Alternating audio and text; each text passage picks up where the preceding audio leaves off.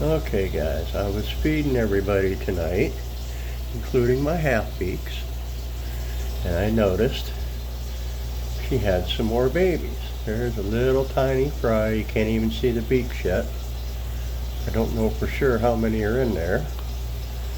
So far, all the babies that she's given me have been male. I'm hoping she gives me another female.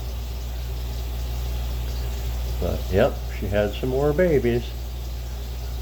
To give you an idea on size, let's see if I can get my finger in there to show you. That's how tiny they are when they're first born. They're platinum half-beaks and they are live bearer. And I've got one female and the rest are males, and hopefully this is a female.